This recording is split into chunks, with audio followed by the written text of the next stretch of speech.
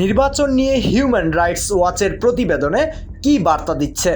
এবার নির্বাচন নিয়ে হিউম্যান রাইটস ওয়াচের বিস্ফোরক প্রতিবেদন। দ্বাদশ জাতীয় সংসদ নির্বাচন শেষে টানা চতুর্থবারের মতো সরকার গঠন করেছে আওয়ামী লীগ সরকার। নির্বাচন সুষ্ঠু ও অংশগ্রহণমূলক হয়নি বলে জানিয়েছে যুক্তরাষ্ট্র। এরপর নির্বাচন নিয়ে বিবৃতি দেয় যুক্তরাজ্য, কানাডা ও অস্ট্রেলিয়া।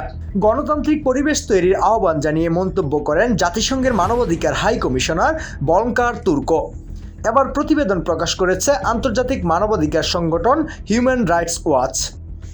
12 জানুয়ারি এইচআরডব এর 2024 সালের বৈশ্বিক মানবাধিকার পরিস্থিতি নিয়ে বাৎসরিক প্রতিবেদনে বাংলাদেশের বিভিন্ন তথ্য তুলে ধরা হয়।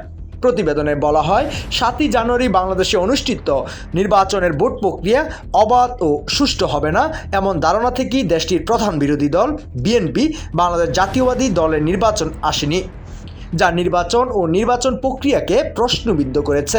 প্রতিবেদনে এইচআরডব্লিউর deputy Asia director Meenakshi Ganguly তার এক বক্তব্যে বলেন, আন্তর্জাতিক অংশীদারদের পরিষ্কার বলে দিতে হবে, নির্বাচনী হয়রানি চলতে থাকলে তারা বাংলাদেশের সঙ্গে স্বাভাবিক ব্যবসায়িক কার্যক্রম আর চালাবে না।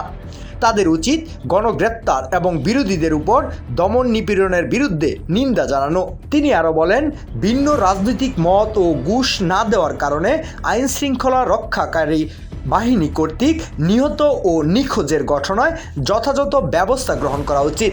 বাংলাদেশি মানবাধিকার পর্যবেক্ষকদের মতে আইনশৃঙ্খলা রক্ষাকারী বাহিনী 2009 সাল থেকে 600টির বেশি গুমের ঘটনা ঘটিয়েছে এবং প্রায় 100 জন নিখোঁজ রয়েছে।